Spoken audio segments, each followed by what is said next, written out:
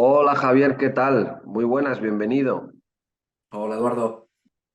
Compartes tu conocimiento, también ofreces tus cursos en nuestra plataforma online. Bueno, ¿qué nos puedes contar de tu experiencia en el mundo procurement?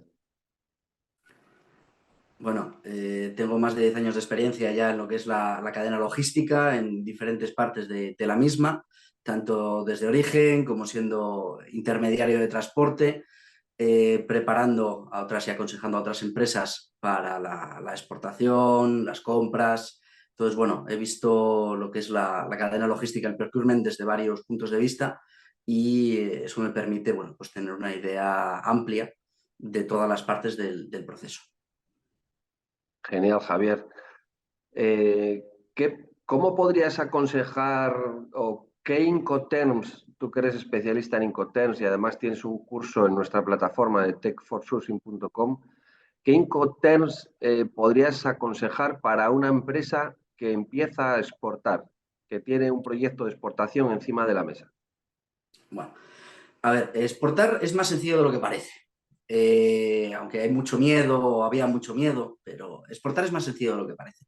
Entonces, a la hora de una empresa que empieza a exportar, que no tiene mucha experiencia, que busca nuevos clientes en el exterior, tiene que ofrecer un añadido, un plus a la hora de poder ofrecer sus productos. Y ese plus lo puede conseguir a través de la logística, la entrega. Pero ha de tener un poco de cuidado hasta dónde ofrece, porque muchos clientes pueden exigir una serie de condiciones para comprar que pueden ser muy gravosas para una empresa que no tiene un background o una potencia de exportación importante. Entonces, como empresa que empieza a exportar, nunca recomendaríamos, por ejemplo, el ex-works, que es lo más sencillo, porque realmente no aportas valor a tu producto, es decir, lo dejas en la puerta de tu fábrica y que el comprador venga por él. Tú realmente al comprador no le estás ofreciendo un plus. Las opciones que se debería de tratar, si no nos queremos meter en el tema del comercio marítimo o vemos un poco complicado el manejo de los fletes marítimos, serían dos opciones. Una, lo que viene siendo el FCA a la puerta de fábrica, donde nosotros le ofreceríamos realizar al comprador, digamos, la parte más complicada, que es el despacho de aduanas. Realmente el despacho de aduanas en todos los países del mundo lo tiene que realizar siempre, o normalmente, como carácter general, tiene que realizarlo siempre una empresa local. De esa manera nosotros le quitaríamos al comprador el principal problema que tiene al comprarlos a nosotros, ¿no? Que es que alguien se haga cargo del despacho de aduanas. Nosotros figuraríamos como exportadores, podríamos ya vendernos como exportadores, podríamos vender sin IVA, podríamos bueno, realizar una serie de ventajas, sin embargo, digamos que nuestra complicación real y nuestro coste real sería muy bajo, porque realmente nos tendríamos que hacer cargo solamente del despacho de aduanas, la documentación que pudiéramos necesitar y de esa manera exportaríamos, ofreceríamos un plus al comprador, pero no nos complicaríamos mucho la existencia. Si queremos dar un paso más, sobre todo de cara a controlar nuestro producto, lo que estamos vendiendo, ya no solo venderlo, sino asegurarnos de que llega correctamente al comprador, ¿no? Es decir, mantener un poco la calidad. Entonces deberíamos de plantearnos el siguiente paso, que sería hacer un FOB, por ejemplo. En el FOB nosotros nos hacemos cargo de todo hasta que llegamos a puerto, digamos, antes de que salga por la bocana del puerto. De esa manera nosotros nos aseguraríamos de que la carga, por ejemplo, si fuera en contenedor, la carga la realizamos nosotros o bajo nuestra supervisión. Es decir, que nosotros nos aseguramos en este caso de que lo que va dentro del contenedor va correctamente embalado, va en unas condiciones óptimas para que al cliente, cuando abra ese contenedor en destino, le llegue correctamente embalado. Cosa que, por ejemplo, en un FCA, si el llenado lo hace el cliente, perdemos ese control, por decirlo de alguna manera.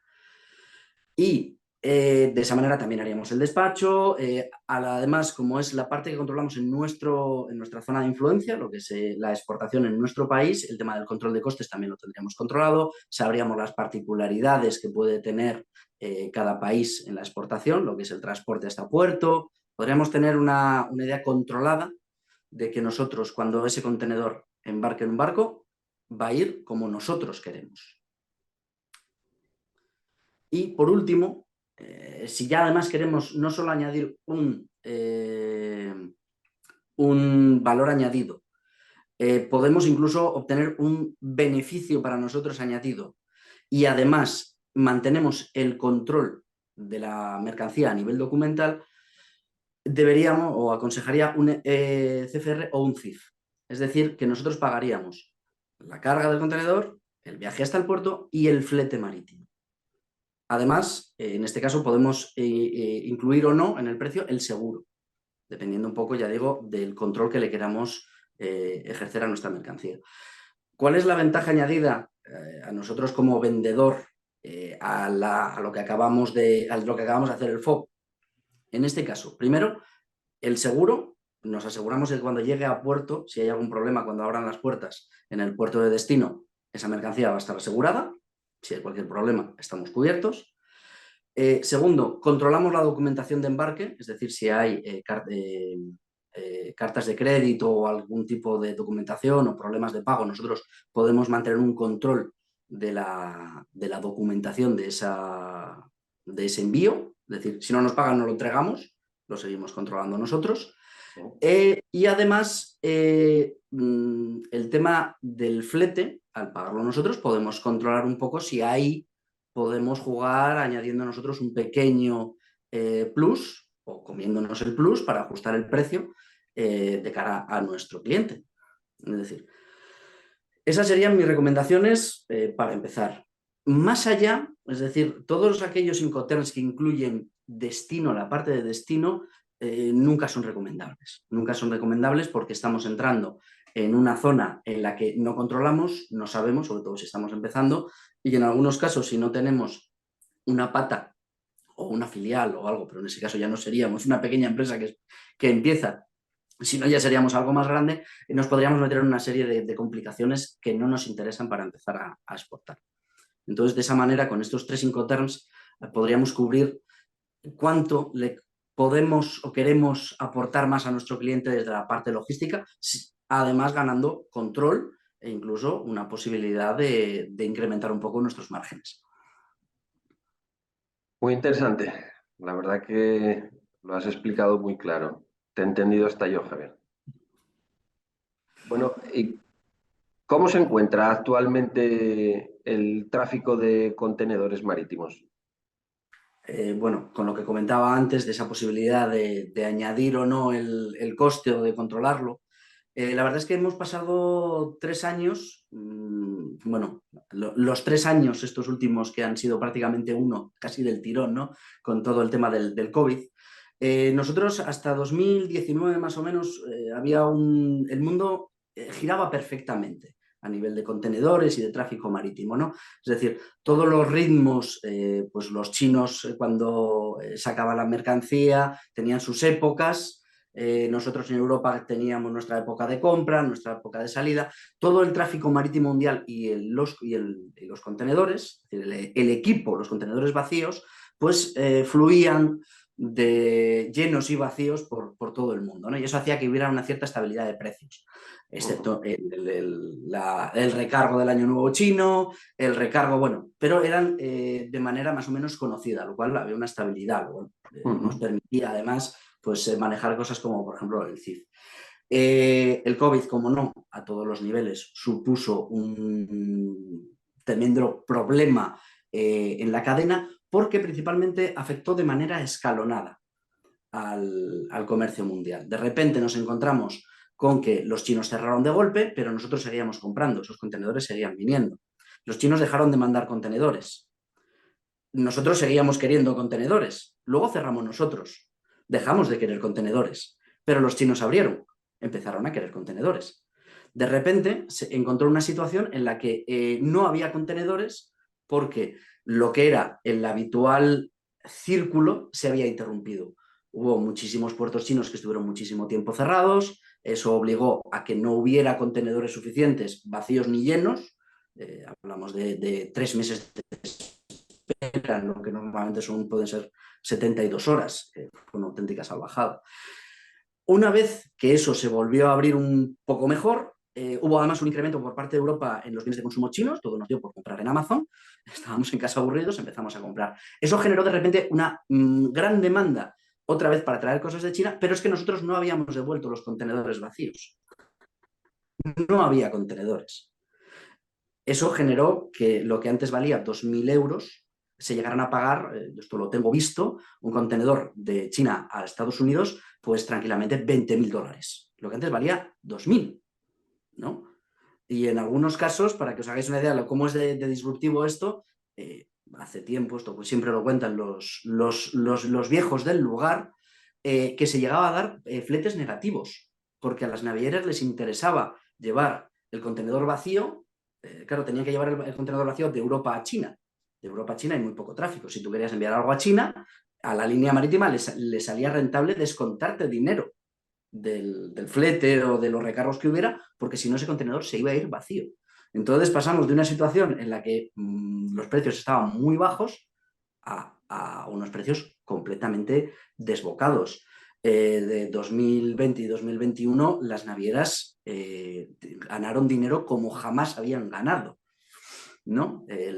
Se incrementó muchísimo el precio de los contenedores.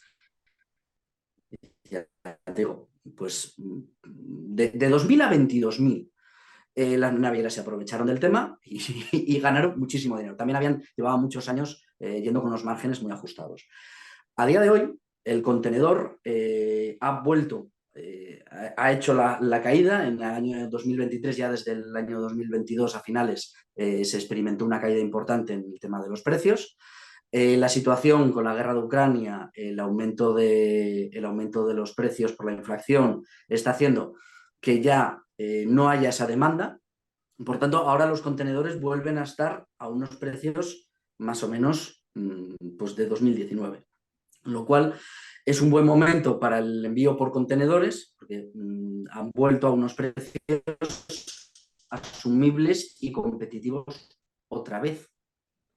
Ya que, bueno, con todos estos tiempos, con estos aumentos de precio, hacía que realmente importar fuera realmente, o exportar realmente caro. Y si además le sumamos lo que nos pasó con el Ever Given, que no sé si os acordáis, aquel barco que se quedó atascado en el canal de Suez, pues para que os hagáis una idea, cada día que aquel barco estaba atascado eran 100.000 millones de pérdidas a nivel global, porque atascó completamente todo el mercado. Ese ciclo se atascó y tuvimos, además, ese problema de todo el que teníamos. Todo eso ya, digamos que el sistema lo ha absorbido, estamos volviendo a una época más o menos normal. El problema es que la situación económica no es cada vez más complicada, pero ahora volver a usar el contenedor marítimo vuelve a ser una opción rentable a estas alturas.